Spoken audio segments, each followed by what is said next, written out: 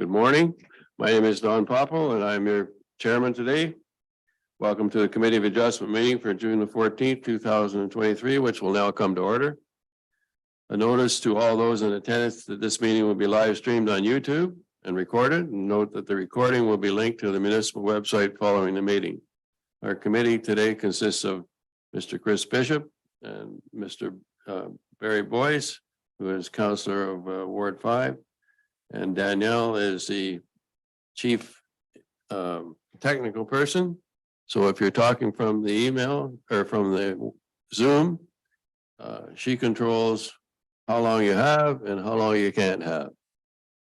So this is a public hearing to consider two applications for a minor variance to the municipality zoning bylaw.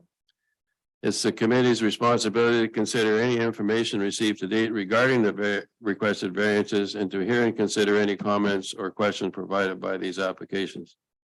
Any variances granted by the committee must meet 4 tests, which are very clearly defined in the Planning Act. The requested variance must be minor in nature, desirable for the proper development of the land, comply with the general intent of the official plan and the general intent of the zoning bylaw. Please note if anyone wishes to be notified of the decision, please make a request in writing to the municipality. Does either committee member have a wish to declare a conflict of interest with any of these applications? So we're good to go. Any oral or written submissions received in advance of the meeting will be verbally read aloud at the time the application is considered. All persons who have pre-registered will have an opportunity to present or ask questions about the proposals. Please direct all your questions and comments to the chair. Each registered person will have up to 5 minutes to provide comments or ask questions. Once finished speaking, the meeting host, who is Danielle, will mute your microphone. Please state your name in relation to the application prior to speaking. So we have to, I'm looking for a motion to adopt the minutes for the May 2023 meeting. Moved by Barry and seconded by Chris. It's carried. We got a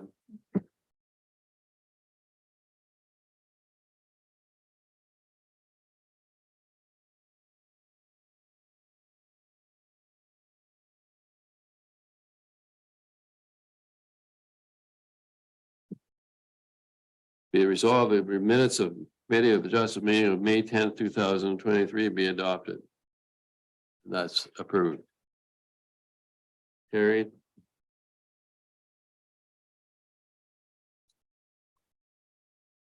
And the first application that we're going to deal with is the lands of the McNalls. Welcome to our meeting, Ann and Bob. And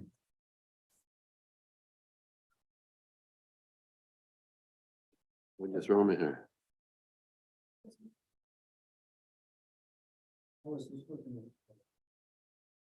Well, this is all new to me because when I started, Bob. this was how it was working. So it's working okay. Haven't had any issues so far. It's about our 4th or 5th meeting. So we're going to start off with either Ann or Bob or both of you wish to speak. That's fine. Just give us a quick synopsis. We've all read it, but it would just go through it and then we'll develop some questions back and forth and move on from there. Yep, press the middle of the gray button there. Yep. There you go. Okay. You want to say anything, Bob? Well, first of all, thanks very much for the opportunity to talk to you guys. Really, what we have in planned is 14 by 13 addition to the existing cabin. And we're basically just looking for some guidance. Just a private sleeping area. Basically, we just want a private sleeping area in the cabin. So, so that's basically it. That's all it's going to be in this, just an open bedroom, basically. And there's a bedroom there now. Well, there's a cabin. It's a cabin. Yeah, and the bed is in the original cabin area, which is I think it's 22 by 14. Yeah. The original. So we're just adding on. We just want to add on so that bedroom will be, there will be a private sleeping area. So the. Oh, I got you from the rest of the. Yeah. So that's it. I've been to the property. I don't know if you guys have been, and I don't particularly have any problem with this, but if there are any questions, whatever. Everything that's been done on that property has been done through permits. And I remember when your dad was on the committee, when they got we approved the application for the cabin, and it was a granny suite, really. Yeah. And unfortunately, she's since passed away. But the only question I had was, you are allowed two outbuildings, so the woodshed is not going to come into the situation or whatever, the storage area. So you do what you want with that. Like, if you want to keep it, you can keep it. But Woodshed. yeah, Well, I think we're gonna tear the woodshed down and just get a shed. well, that's no problem. You're allowed two outbuildings. So that's right. And if everybody had a cabin like that on their property, the place would be a hell of a lot better now. Very, very nicely done. So you guys got any questions with respect to the application? No. No, it's a very minor, right? It's just point something meters. Right? Yeah. Yeah, so. Absolutely, no problem. Okay, well, then it's be resolved the committee's decision with respect to file D13 MB 2023-009 be recorded as follows. The variance to section 3.19 to permit an increase in area of 16.9 square meters or 182 square feet to a legal non-compliant private cabin for a total of gross area of 45.6 meters, 490 square feet, as opposed to the legal non-compliant area of 28.7 square meters or 308 square feet. Read it? Good. In variance to section 3 to permit the gross area of a private cabin to be 45.6 square meters, which is 490 square feet, which exceeds the permitted gross area of 45 square meters or 484 square feet. Read it?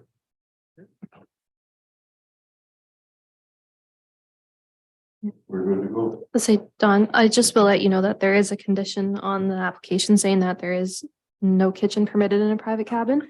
That just enforces the zoning bylaw that it doesn't allow a kitchen. Do you want to read read the conditions?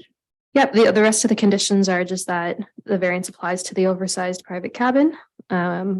During construction, the proper site preparation is done adjacent to the lake, and that the shoreline tree preservation bylaw applies. And we didn't receive any comments on the file.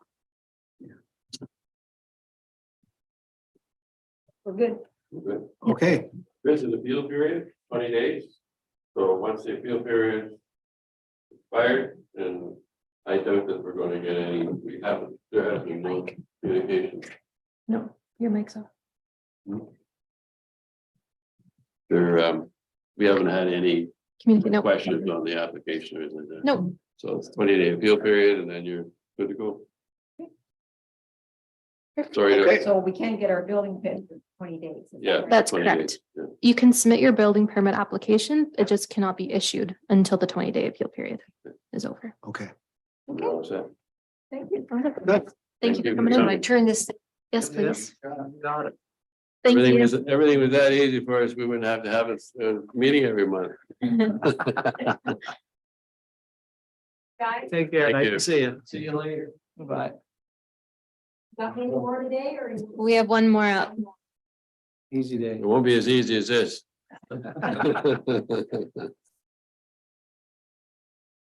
Perfect. So do you want me to read that out? We've already read it out. Well, that's for the Howard. This for the next guy? Yep. See you live?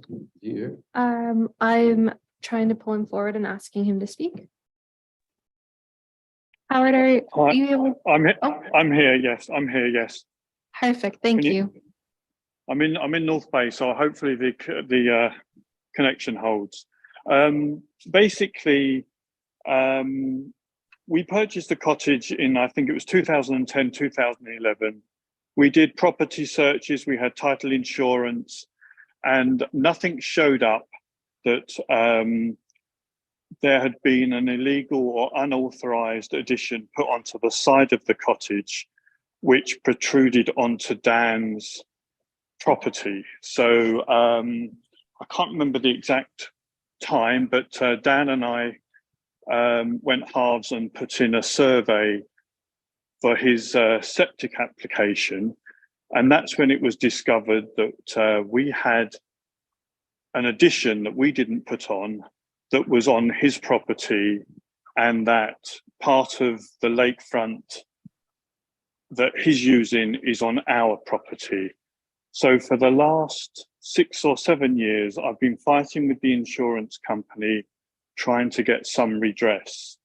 So it was put to me that there were 2 options: either move the cottage so it's completely off Dan's property to, I believe it's now 16 feet, or put in a variance request so that we cut off the illegal addition, which is about 5 or 6 feet wide, and put the entrance on the other side.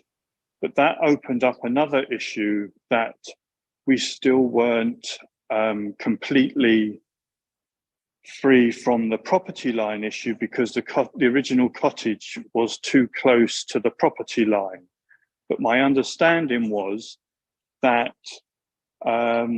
originally it was supposed to be, it was 6 feet when built. So I'm not quite sure how a building permit was issued if it was that close to the property line, which now puts us under immense financial obligations if we have to either move the cottage, cut off the illegal extension, and add to the other side. We're probably looking at somewhere in the region of 70,000 to cut and add to the other side, and at least 60,000 to move the cottage.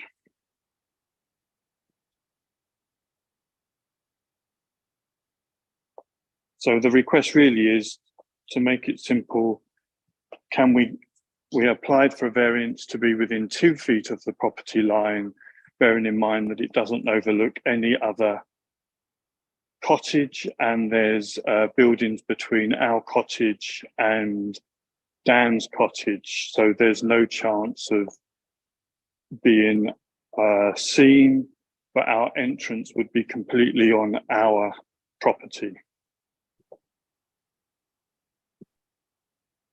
Was there ever been a survey on this property? Yes, there's been two surveys, one about 7 years ago and one last October time, which highlighted again the issue that we knew about. But we needed that too. We wanted it on both sides, because if we have to build on the other side, we needed to know that we wouldn't be in breach of the property line issue on the other side. Okay. I believe it was attached with the variance request. I can show the survey if you want. Hmm. If you would like to see the No, survey, I it's can okay, as show long as it. you got it. We have any questions for this gentleman? So you have agreed to tear down the part that you need to tear down. Is that correct? We haven't agreed to it, no, because we don't know whether we're going to get that variance approved. If we get the variance approved, Yeah, we, then you're we gonna. will tear, we've had a quote, and it was only an eyeball quote, but we've had a quote to tear down and add an addition to the other side and make the other side our entrance. Yes. Okay. I was gonna say, we do have a public member wishing to comment on the file. Yeah. Would you like me to bring him forward? Yeah. Yeah, okay. You got it there? He's coming on the screen.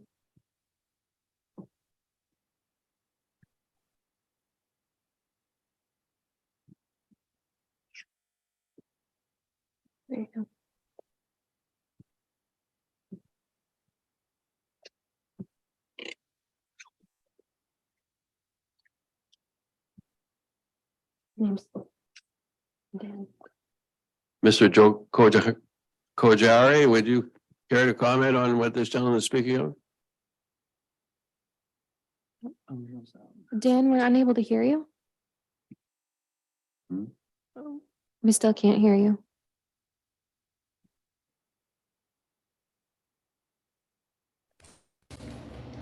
Can you hear me now? Yeah, we can hear you. Okay, I had to change from headphones to the big speakers. This is high technology. Well, you gotta act quick, I guess. Well, first of all, hello and thanks for letting me participate and learn a few things about the property. Yes, Howard is correct. When I initially bought the property before him, and then he purchased it, and I had to put a septic tank in, and I had to do a survey. That's where we found out about the property lines. At the time, Howard did contact his insurance apparently. Lately, he says that he got some money from the insurance to move the property. To me, I'm looking for the easier solution if it's possible to either change the property lines or do something where it doesn't put him such a big burden on him to build for another 70,000, but I guess that's his decision. My question would be only if we need to move it, or if he wants to move it and he needs to, why just 1.5 feet versus 4.5 meters?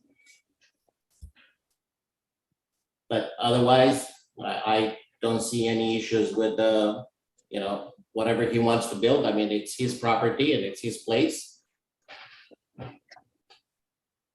But maybe there is an easier solution than spending $70,000 to rebuild stuff or take down the illegal one, or that's something that you guys would have to decide and discuss. But I'm looking for the easier way out for both of us. And oops. That's about it. Just was wondering why 1.5 feet versus 4.5 meters. Because one of the issues that I had is for about 50 some years, the dock was close to the property line because we didn't know where it was. And I had to move it last year. I was given a notice to move it based on the new standards. So I moved it away. But it seems to me that what our function here is to give him the go-ahead to get his building legalized, correct? Is that not what we're here for? Well, it's to understand what our next steps are. Can we get the variance so that we are closer to the property line than we were allowed? So the original cottage was put too close to the property line, which was through no fault of anybody but whoever approved the building of the permit that close to the property line. So obviously we can't do anything until we know A, whether we can get the variance, or B, we have to move the cottage. And I to Dan's point, I think I understand it now that everything has to be 16 feet from the property line. We do have 45, I think, feet or 48 feet on the other side. So we do have room to play with on the other side. It's just, can we get granted the variance, or if it's denied, we have no choice but to move the cottage. Now, we have put in a new septic at our expense because either way, we would have had a problem. So a new septic is going in. The old one will be disabled in the next 3 weeks or so. So we can move the cottage and build and meet the property line and the septic setback. It's really down to the committee to decide whether it's in the interest of everybody to either move the cottage or just cut the for 5 or 6 feet wide, 30 feet long bit that's at issue and grant a 2-foot variance allowance. Yeah, but as you said, $100 to do that. If that's your wish, then by any means. I was looking at an easier way, Right. either changing lines or moving the cottage as is all the way to 4.5 meters. Since you're moving it and you have room on the other side. So that way you don't have to cut. Well, I mean, that part, I won't deal with it because I don't know the legality or illegality and what the committee will decide on that. Yep. Jeff? Well, our function, I think we'd have to have Roxanne here not to approve it because it's been for 23 years, hasn't it? Is that not correct? Sorry, I couldn't hear it. I missed that.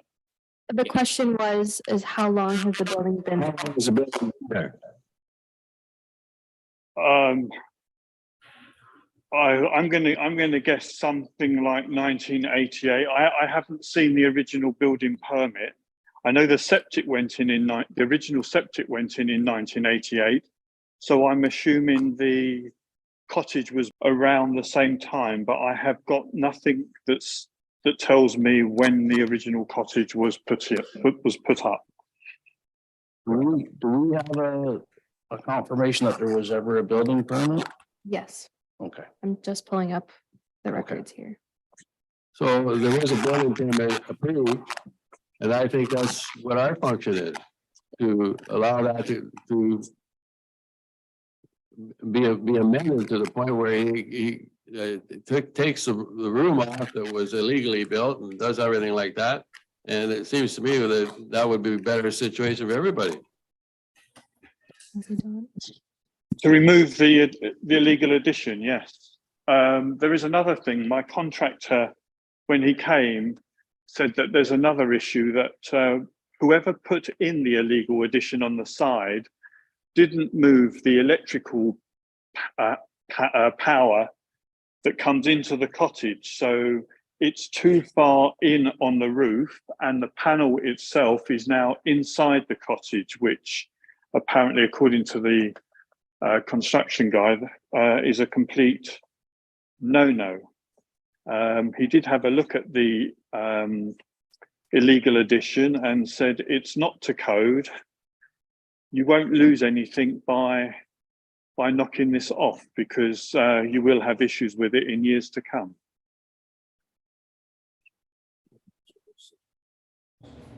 May I say something? We're going to hear from Danielle in a sec.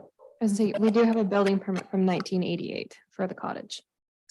Building permits 1988, 88 and 12 and 23 is 35.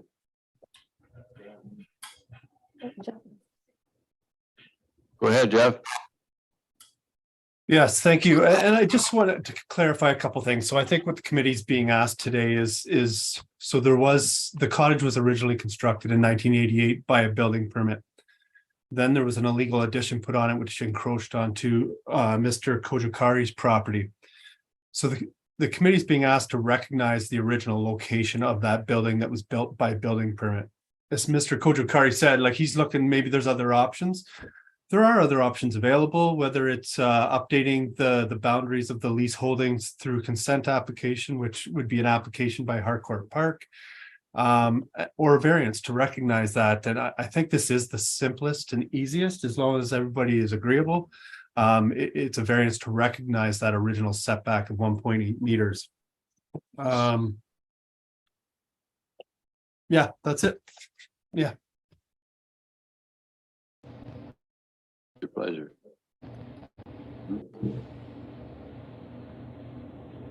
Dan, you can have your say then. Well, I agree with the second one if Howard agrees to that. Just since we have full disclosures, there are a few other things that were built, but I don't think we'll get into it in terms of there are two actually additions to the cottage. But I agree with going with the least and the easiest the least problematic one and costly, and the easiest one, if Howard agrees to that, but I guess that would have to be on his side too. I'm easygoing on that. Yeah, I'm fine. If we can get the variance, we will proceed with knocking off the illegal entrance, and then we'll put the entrance on the other side, because we tried to sell the cottage a year or so ago, and because we had the survey, we showed them the survey, and they were the people were not interested in buying the property because the cottage was sitting on Dan's side. So if we get the variance confirmed, we will cut off the illegal entrance and proceed with putting it onto the other side. Obviously, we'll get a building permit for that, so it's all above board. We already have an architect that we can work with who would draw up the final drawings and submit them to council for review and permit, and then we can start on getting the construction started, and then we will all be on our own property. So if I understand you correctly, and from what I understand from Jeff, is we were looking at the options of a variance of the property line versus you getting a variance to tear down and spend the $70,000 and build on the other side. I'm not sure which one we're talking about here, Howard. Changing the property line variance or you getting a variance to move the cottage? Go ahead, Jeff. Tear down. If I could, the variance is to the zoning bylaw. So the zoning bylaw has a minimum requirement for an interior side lot line setback.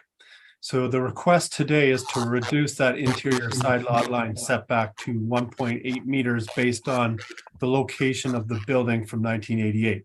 So it's to reduce the setback from 4.5 meters to 1 to make a decision on whether they agree to reduce that setback. That's the only thing that they can make a decision on today. Okay. But it's not 1.8 meters, 1.8 feet, right? To reduce Oh, it. sorry, my apologies. Yes, 1.8 feet. Well, I mean, if we can only deal with what's in front of us. And what we're doing is correcting an issue that was done in 1980 something. 1988, the building permit was issued. Now we're kind of straightening up the fact that maybe they didn't have the lot line correct in 1988, or they didn't know where it was, and that's we maybe shouldn't have issued the building permit in 1988. But anyway, that's being said, that's done is done. So I think we have to allow this variance So now. move that. Jeff? Moved by Barry. I just wanted to say one more thing for, excuse me, for the applicant and Mr. Kojokari.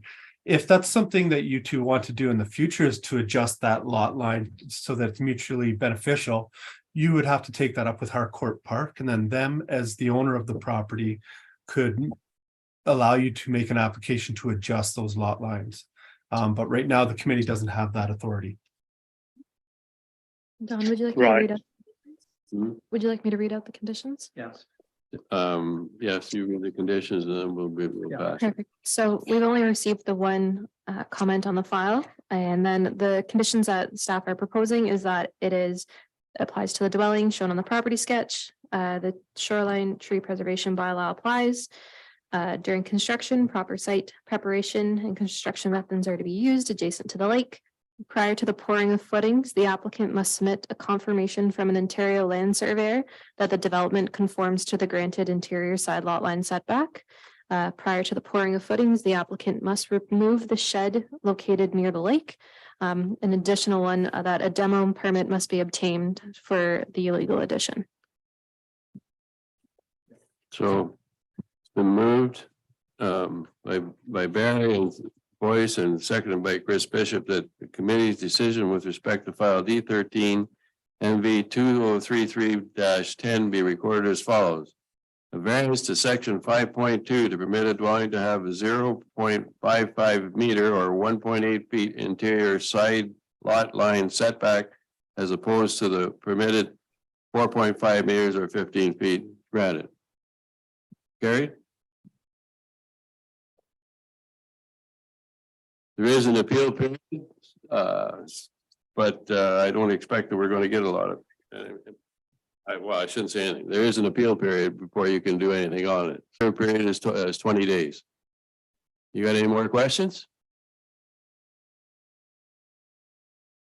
Howard? Not from my side, no, I understand the shed needs to be moved. We will proceed with knocking it down or removing it or moving it as soon as possible, yes. Okay. Good enough. Thank you very much. So we can wait the 20 days and then apply for a demolish permit and then start the ball rolling for Yeah, So- putting so, in yeah.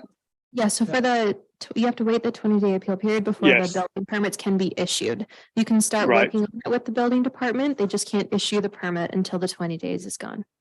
Right. Okay, great. Good luck. Thank you. When we get this straightened out, I hope we don't want to take it another 30 years before we get the thing straightened out. Wow. I've come out of retirement to work for 6 months to pay for it.